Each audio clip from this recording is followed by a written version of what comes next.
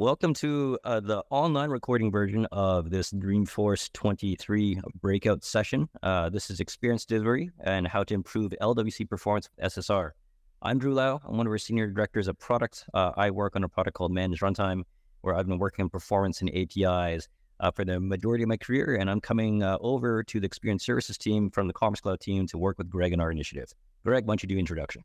Yeah, I'm Greg Woodworth, Senior Director of Products as well on LWR. I've also been product on LWC and or and kind of everything in between. Excited to talk about this today. Perfect. Thanks, Greg. So as a quick reminder, we are talking about future roadmap. So we do have to show our forward-looking statement. We ask that you do make your business decisions based on what is available to you now and not what is going to be available to you in the future as we talk about roadmap. And we are definitely talking about things that are not available to you. So keep that in mind. First thing, thank you for taking the time to view this recording and following up on the Dreamforce session. If you're there with us and you're looking back on it, thank you for being there in person. If it's new to you and you're just trying to learn about our upcoming pilot and what this means for your LWR-based site, please do take the time to follow up with us afterwards if you have questions. So about a year ago, Greg and I started a journey where our leadership team said, you two are now best friends. You two are now going to combine forces to focus on performance and why performance still matters. So in that case, we're talking performance again. Like Greg and I have worked on performance throughout the majority of our careers, and it sometimes feels odd that we're still talking about performance, but why does performance still matter in our context? So one of these wonderful customer quotes came through to our team not too long ago. We are keeping this customer anonymous to protect their identity and really their sanity. But the development manager really handed us this feedback, given that their site just recently moved to Lightning Web Runtime and Lightning Web Components. And so in this case, our site is always a hot topic of discussion because of high average latencies. So they're seeing their site respond in the range of 3 to 5 seconds for a page load, whereas the rest of their services are well below 1 second. We'd like to fix that ASAP. So this is customer feedback we love to see. This is exactly why our program exists, is to make sure your page load times for your experience cloud-based sites can load zippy fast.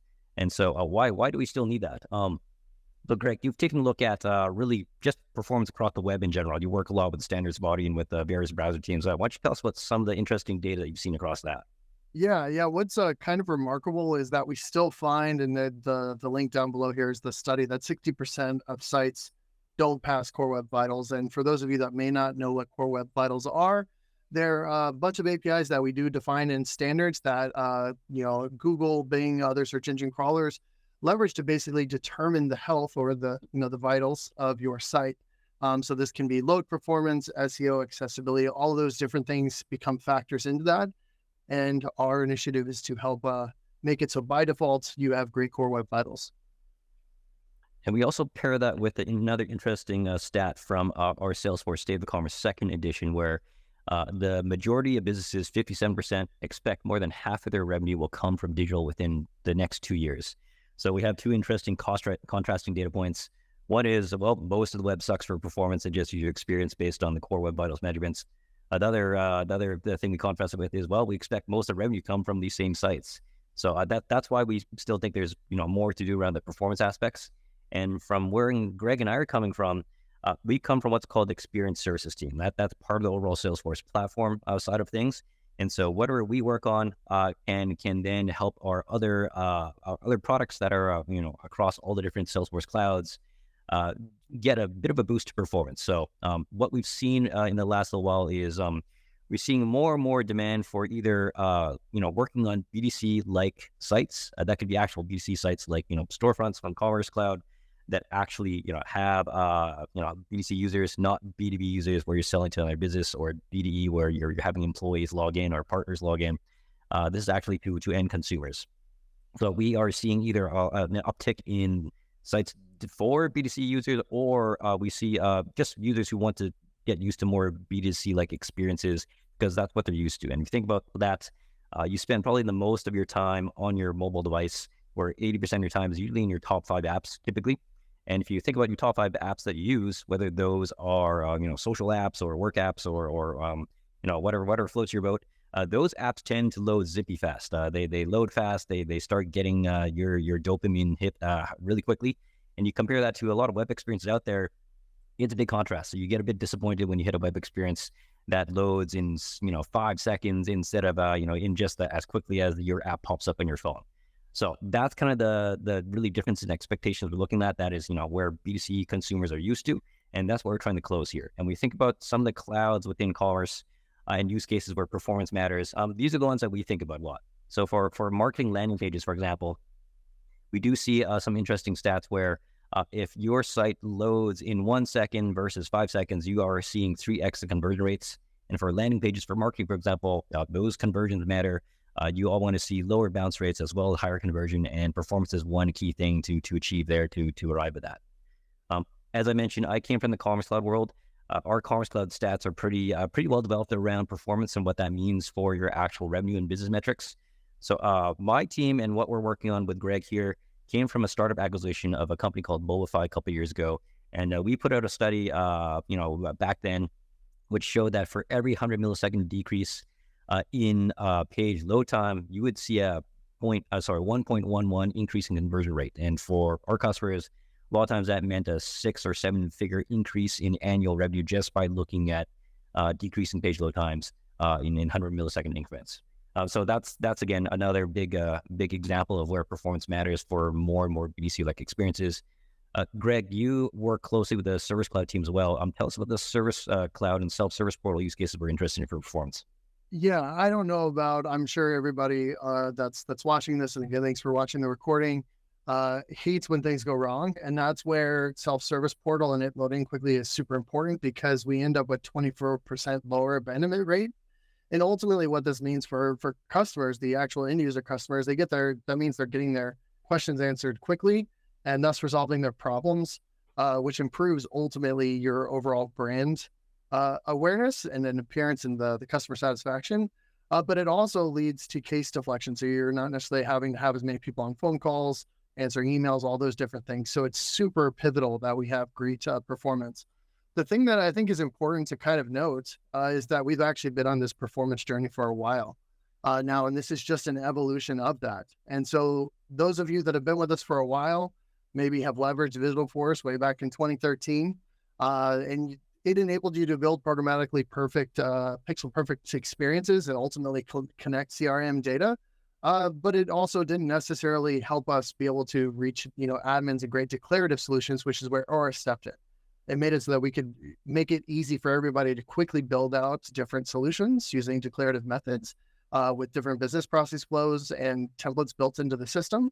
However, it didn't necessarily have the great performance when you go build those solutions. So that's where we introduced LWR in 2021. It has great performance. It's LWC only in support.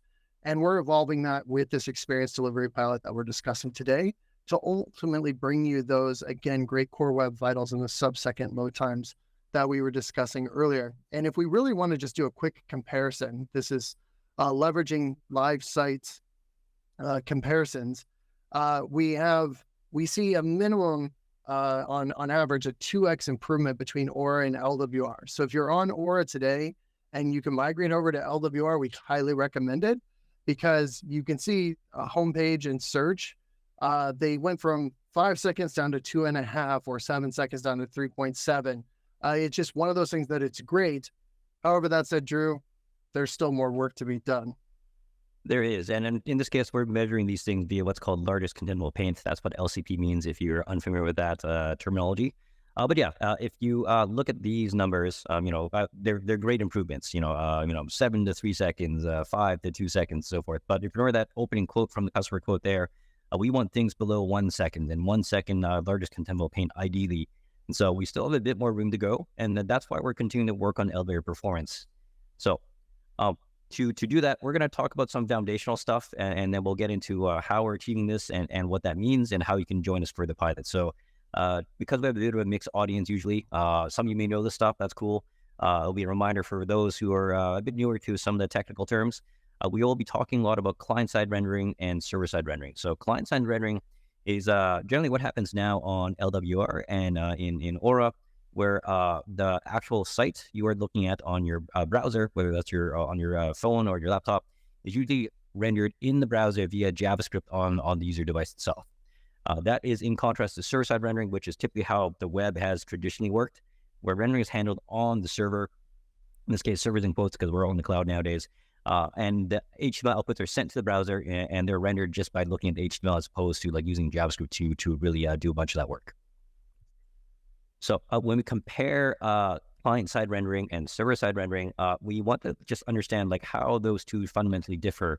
So for client-side rendering, what will typically happen here is your browser will request a website. The website will generally return a fairly small web page back to you that will say, go download a bunch of JavaScript. That might be one super large JavaScript file, it might be a bunch of small ones. Either way, you can't actually start rendering in your browser until that JavaScript is actually downloaded and processed and understood by the browser. Then it could go into rendering, which will then trigger the first contentful paint, largest contentful paint, and what's called time to interactive, where you can actually start clicking around the site. Compare that to server-side rendering. In this case, we are, again, requesting from the browser the website that we're trying to load. In this case, though, the server will render the HTML and send that back to the browser, and that will let the browser render that page a little bit faster. So we get a faster FCP and LCP, and then they will usually download a bit more JavaScript and get to interactive, time to interactive. So the rendering flow is a little bit different, and we want to compare really what those things are. So when you consider client-side rendering and server-side rendering, when we look at, say, the user experience side, and usually there is a trade-off between user experience and developer experience, to focus on the end user here for performance, and especially around the network, usually we'll see faster time to first byte from client-side rendering because you're really returning back a bare bones page.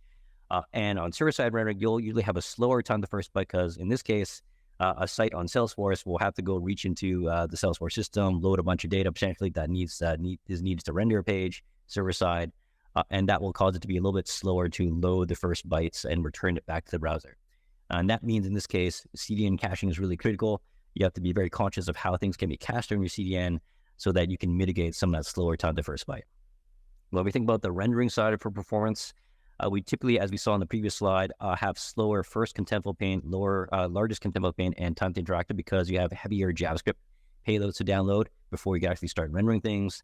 And if you think about how really a lot of the world operates right now, you may be on slower networks and really you may be on slower mobile devices where you're not on the fanciest, latest Pro Max device of the week, flavor of the week there. So that will make your site seem slower because it's constrained by either your slower network or your device itself. You compare that to server-side rendering, as I mentioned before, usually you'll get the HTML delivered to the browser faster. Ideally, it's cached at the CDN so that you get that faster FCP, LCP, TTI. But you are then susceptible to scale and loading back. So if you have your product or your site featured in, say, I don't know, some awesome Super Bowl performance or some super popular social media event, you may see a jump of traffic to your site. And if you haven't really thought about the scaling of that, that may impact your rendering performance and load performance because of that really just that slamming of traffic to your site there. On the developer experience side, though, we do see differences in code complexity for client-side rendering. You have to think about how you observe things on the client side in the browser. You're seeing a bunch of JavaScript errors happening, for example. How does your team know that's happening and that might be happening on a very specific combination of browsers and devices where browser compatibility is an issue? On the server-side rendering side, you have to make sure your code generally is isomorphic. It can render and be run both on the server and on the client side. Greg will talk about how we are going to look at that from a server-side rendering perspective in the future, as well as how do you debug things server-side rendering? You don't really have that, running in your browser all necessarily. That's going to change how you debug things if you run into any issues. And then on the infrastructure side, in the client-side rendering world, if you want to play nicely the crawlers and get good SEO, usually you have to take a bunch of snapshots of your site. So you'll snapshot your site, daily, weekly, whatever, and present that snapshot version to the crawlers. And that may create some differences in user experience where you might have some snapshot content that is slightly out of date compared to what the user sees. And that could lead to a bit of a disappointing user experience because there is just that discrepancy between what the crawler sees and search results show versus what they actually get when they click through and land on your site. On the server-side rendering side, you kind of get to skip the snapshots because you can serve content dynamically to the crawlers rendered server-side, but then you have to maintain a bunch of server-side rendering infrastructure and budget for that. And so if you're a typical Salesforce customer, you'll probably be asking the question, well, dude, where's my server? I work with Salesforce because you deal with all the infrastructure. We trust you for that. And if you're asking us to start rendering our LWC sites server side, I really just want to keep using Salesforce infrastructure. So in that case, we really got your back there. We are introducing what is called experience delivery. This is now in open pilot as part of the Spring 24 release. That means generally we are looking to see which customers and partners are interested in adopting this technology a little bit earlier than others. And so keep that in mind. So we are putting experience delivery out there so we can introduce consumer-grade LWC experiences on Hyperforce. So with this, you can get up to 60% faster page loads for sites who are using experience delivery. You'll get BDC-grade performance with zero stress. By zero stress, we really mean that we take care of all the infrastructure for you. That includes the scaling of it. And so, as you see a lot of traffic come to your site, we will auto-scale our infrastructure for server-side rendering for you. We are also adding in here a brand new global CDN that will also have a bunch of optimizations done at the edge as close to the end user as possible. We handle all the server-side rendering for your LWC-based site for you. And we also are really uplifting our templates so that they come with server-side rendering built in, and that will translate into really good core web vitals coming straight from when you first start that site. As a nice side benefit, we also expect to see improved search engine optimization. So because we can skip the snapshot nature of what is needed for client-side rendered sites, we can make sure that content is always up to date. There's no delay to that. And because we expect a boost in page load times, that usually is a nice signal for search crawlers where you can then see your search rankings actually go up. And there's, it's easier for crawlers to actually access your content as they try to parse your actual website itself and load that into your indexes. So that is a nice boost to SEO. And finally, with our new CDN we're adding to the mix, there is a bunch of additional perimeter security and compliance tools that will be a bit new for you if you are using experience delivery. So we are actually enabling your teams to implement custom firewall rules, custom rate limiting rules in case you see, say bots trying to hit your system. There'll be additional layers of protection for, like, say, DDoS, for example. And everything here is built on Hyperforce, which means all the things you rely on Hyperforce for, all the compliance needs, all the data residency needs are built in from the start. And how you already use Salesforce and trust Salesforce to do your compliance remains the same if you choose to use experience delivery. So to summarize that, for experience delivery, we're just introducing this box in the middle. What that will mean, if you're using our various cloud products already, whether that's Commerce Cloud and so forth, you should expect to keep using it the same way. You will keep using our builders as you want to. You keep using Experience Builder to really drag and drop your components onto your sites. The main difference is the components we uplifted to be server-side rendered. And that means for our base components and components coming from our various cloud teams, those components will be uplifted so that we get those performance benefits without having you have to do anything. If you are using custom components or components from a third party, those components will also need to be made compatible with server-side rendering. And then those will continue to use our APIs as it is. The only difference here is when you click the publish button, that will get deployed out now, published out to experience delivery, which is our serverless runtime, as well as our new CDN and our new perimeter security. So that is a brand new thing you get published to. That's the main difference. That unlocks a 60% faster load time, and now can serve a variety of BDC, BDE, and BD sites, all running off the Salesforce platform and running off Hyperforce. So Greg, we've been in pilot mode for a little bit with this. We've been working with the various partners and customers on really converting a few sites, both internal and external, to experience delivery. Why don't you tell us about the results we're seeing and what makes you excited about them? Yeah, thanks, Drew. Yeah, we've been working with some partners and customers, and we've seen great examples. The first two are from our lab results, and we saw 56% and 11% faster. This is without doing, really any optimizations. This is just with that server-side rendering results. But with our pilot site, I was super stoked because it's one thing to get lab results, another thing to get production, like from end users results. And we saw 57% improvement. So super excited about those results. And so you may be asking the question, well, what does it take for us to get those? And that's what this next section is really trying to dig into, is how to add server-side rendering to your LWCs if you have custom LWCs. And it ultimately comes down to three different pillars, which is you need to choose a rendering mode that we support for server-side rendering, and this can be light DOM or native shadow. You need to make your components portable, because at its simplest form, your components are running on a server. And so there's a lot of APIs that are in the browser that aren't on the server. And so we just need to make sure that we're we're not breaking. And then finally, you ultimately need to do some testing. We have ESLint that we'll go over quickly in manual validation. And then, of course, since this is Dreamforce with Welcome Trailblazers with a big AI, it would be bad to not tease some things we're experimenting with Einstein. So let's look at those different rendering modes. The first one is going to be Light DOM. What's interesting for those of you, Drew and I, like noted, have been working with the web for a long time. So if you've written old school HTML back in the days before web components even existed, you've been working with Light DOM. We actually introduced Light DOM in Experience Cloud sites a little over a year ago for this very reason. Because of the fact that people wanted a little bit simpler way to manage styles. They wanted to be able to reach into the DOM and change the styles. More importantly, they wanted third-party integration. They wanted to be able to grab third-party libraries, put it into their site, and they just work. And with Light DOM, most third-party libraries, they do just work because they can easily traverse. They aren't encapsulated like you get with native web components.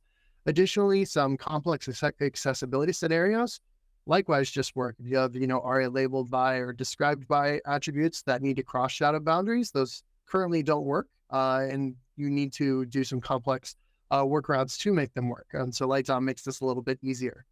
With native Shadow DOM, this ultimately unlocks native web components within LWC. And so this makes it so that you have encapsulated development. This is great if you're like our base components team and you don't want effectively an implicit contract of your DOM so that you can release changes without it ultimately breaking your customers. So if you're a partner, an ISV, or a developer at a large org that's having a bunch of people use your component and you may want to introduce changes that may theoretically break somebody, this is actually a great approach. We ultimately use the declarative Shadow DOM, which makes it so they are server-side ready. And then on top of that, because of the fact that you now have native web components, you get some new features that are in browsers, such as the slotted pseudo class and the part CSS pseudo function. So now let's look at how to enable those with Light DOM. Actually, both of them, it's really pretty straightforward. With Light DOM in your template, we're going to do the LWC declaration with render mode equals light, and then we're going to have a static render mode equals light. It's as simple as that. We now get old school light mode rendering, Light DOM rendering. It's important to note that it's still slotting. All of your slots and stuff still work. That said, all of the different eventing models do fire a little bit differently because you are now in light mode. And so we're having to synthesize effectively a Shadow DOM. So because all the web component events aren't necessarily there. But all your composition stuff is still there. So it's super great. There are some other caveats to think about with Light DOM is that now your styles are global. We do in our documentation later on, and you'll see the resources and stuff in the QR code. But we do go over how to do scope styles and stuff for Light DOM so that you don't leak those styles out to the rest of the document. As it relates to native Shadow DOM, however, with mixed mode, it's very simple. You keep your template the way it was, and you just add a static shadow support mode equals any. And if you're in a browser that supports native Shadow DOM, we use native Shadow DOM rather than our synthetic Shadow DOM polyfill. And to make this super easy for you to figure out which one you would want to take, effectively it comes down to, that the key aspects of whether or not you want strong encapsulation. You're going to want to leverage Shadow DOM. If not, you're going to want to leverage third-party libraries. You want to make styling super easy and be able to reach and touch any DOM elements. You're going to want to leverage Light DOM. Portability. Again, Shadow DOM is highly portable because of the fact that you have that encapsulation, whereas Light DOM makes it a little bit hard to make it portable since you're susceptible to those breaking changes. Styling, you do have to go through with native Shadow DOM and decorate your different parts with the part attribute to hoist them for styling, whereas again, Light DOM, you can just use your CSS selectors as you would in the past and style them like you would expect. And then we've already hit on third-party integration a few times. If you're wanting third-party tooling to work, you're going to want to leverage Light DOM rather than Shadow DOM.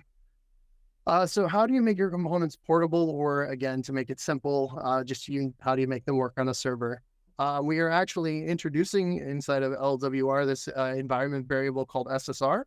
And this effectively lets you know that you're running on a server. So in this case, we have somebody that's being a good developer and they're catching, an error and ultimately evoking this, consoling it out that there's a problem. That said, the window object doesn't exist on the server. That's only a browser paradigm. So there's things that exist in the browser that don't on the server. So we need to safeguard for this. So we just add this conditional here around that to safeguard it. Additionally, async methods. So SSR is a synchronous solution. So ultimately, we need to be putting anything that is asynchronous into the rendered callback, because the rendered callback is only called by LWC when it's actually placed into the DOM and thus rendered to the end user. And since we're doing server-side rendering, we're not actually rendering it to the user, so the rendered callback is never called. So in order to do that, we would just actually move these rather than being at the global scope of the Lightning, this Lightning element, we would just actually put it within the rendered callback. And when you do this, we have some great ESLint rules. So these are already on NPM. You can go add them into your ESLint configurations that already exist. And you'll get the great IDE experience of the red underlines when you're using anything that is making it so that you can't do server-side rendering, or it's making it so your components aren't portable. I highly recommend going and adding these in. And of course, with any of these ESLint things, it makes it great with your CI/CD flows, because you can then set restrictions and make it so that your various GitLab or GitHub actions, things of those natures, can basically check these on when pull requests happen. And then ultimately working with data. So it's great that we can server-side render stuff, but Salesforce is a data company, so of course we're going to want to bring in data. So how do we do that? So here's a very basic, contrived example, because I needed to be able to fit it on a slide. So we have a Lightning element here, and get page data. It's a new method that LWR is aware of when it's doing server-side rendering. And so when it sees it, it goes and says, cool, I need to go synchronously through here. I'm going to go fetch, and in this case, I'm just fetching a URL, and it's going to return me the label that happens to return my name of just Greg. And so my template looks, as you would expect, very simple. It's just got a label with a label on it. But to Drew's earlier point, when he was going through all the way in which largest contentful paint happens and what we do for server-side rendering to make it so that the rendering is so much faster, what's sent down to the browser is just label Greg. We're not actually doing that on the client anymore and waiting for the fetch to resolve on the client to ultimately then re-render that content on the client. So the key takeaway is to make it so that you can leverage and make it so your custom components are server-side renderable. You figure out your rendering mode. It can be light DOM, it can be native shadow DOM. Leverage the server-side renderable, the SSR environment variable to make it so that you can protect your components, make them portable, and move your async items into the rendered callback.